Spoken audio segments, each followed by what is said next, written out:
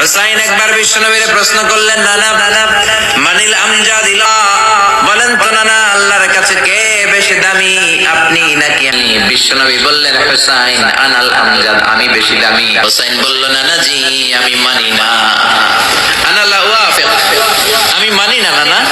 কেমন করে আপনি আমার চাইতে বেশি হন? আপনার চাইতে আমি বেশি দামি। বিশ্বনবী বললেন, হুসাইন আমি হলাম নবীর নবী, আখির নবী, বিশ্ব নবী, আর তুমি হলা আমার উম্মত, তোমার চাইতে আমি বেশি দামি। হুসাইন বলে, নানা জি আপনি ভুল বললেন, আপনার চাইতে আমি হুসাইন বেশি দামি। সুবহানাল্লাহ বলবেন না? বিষ্ণু বললেন, কাইফা যালিক, কেমন করে এটা? হুসাইন বলল, নানা জি তাহলে বলেন তো আপনার আব্বার নাম কি? বিশ্বনবী বললেন, আমার আব্বার নাম হলো আব্দুল্লাহ। কি নাম? হুসাইন বলেন, আনা খালিদুল্লাহ, লাইসা ক্বাবলাহু ওয়ালা বা'দাহু শাই, খালি আব্দুল্লাহ, কোনো টাইটেল নাই, পিছনেও কোনো টাইটেল নাই। আমার আব্বার নাম আপনি জানেন নাকি? আমার আব্বা হলো শেরে খোদা, দুনিয়ার সব কাফির মুশরিকদের জন্য আল্লাহ আমার আব্বারে বাগ বানিয়ে পাঠিয়েছে। আমার আব্বা সাধারণ কোন মানুষ নয়, বিশ্বনবীর মেয়ের জামাই। আল্লাহু আকবার। আপনার আব্বা আব্দুল্লাহ কি কোন নবীর মেয়ের জামাই নাকি? বলেন, আমার আব্বার নাম হলো আলী কাররামাল্লাহু ওয়াজহা।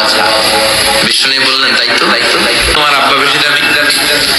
আবার হোসেন প্রশ্ন করলেন, নানা বলেন আপনার আম্মার নাম কি? কি নাম বিশ্বনবীর মায়ের?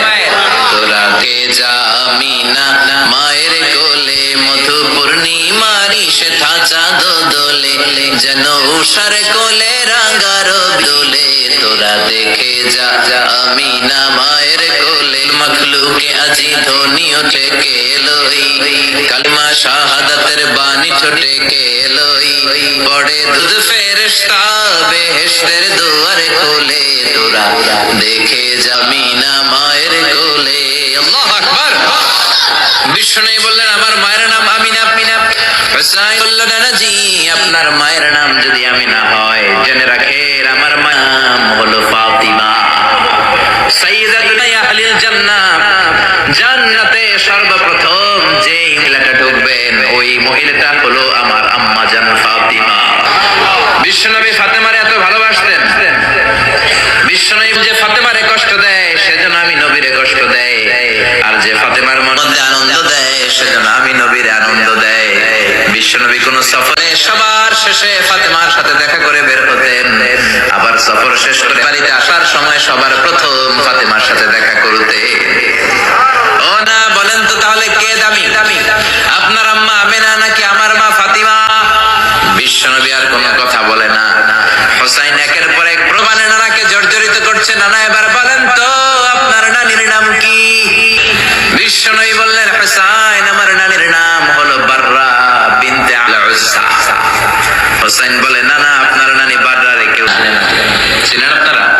অনেকে জানেই না। ওই যে কই নসিনি, আর নসিনিতে আমরা চিনি না বাররা আব্দুল উজ্জা।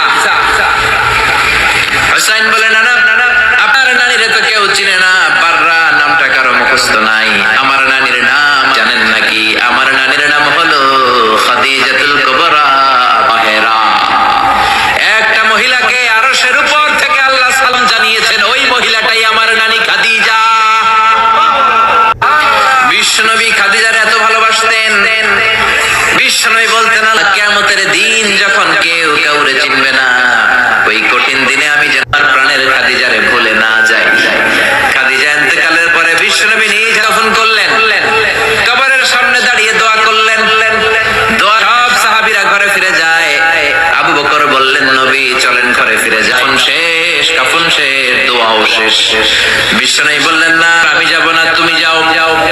আমি কবরের সামনে দাঁড়িয়ে থাকবো, যেই মহিলাটাকে এই কবরের মধ্যে আমি শোয়ালাম রে আবু বকর, এই মহিলাটা সাধারণ মহিলা নয়, আমার বিপদের দিনের সঙ্গিনী খাদিজা। মক্কায় এই মহিলাটাই আমার হাতে প্রথমে কালিমা পড়ে ইসলাম ধর্ম করেছে। মক্কায় কেউ যখন আমারে সাহায্য করে, তখন আমার খাদিজা আমারে ভুলে নাই। কেউ যখন আমারে শেল্টার দেয় নাই, সাহায্য করে নাই, খাদিজা আমারে সাহায্য করেছে। মক্কার লোকেরা 3 বছর শিয়া আবি তালেবে আমার জেলের মধ্যে রেখেছিল। আমার কলিজার টুকরা বিবি খাদিজা জেলখানার ভিতরে আমার সাথে ছিল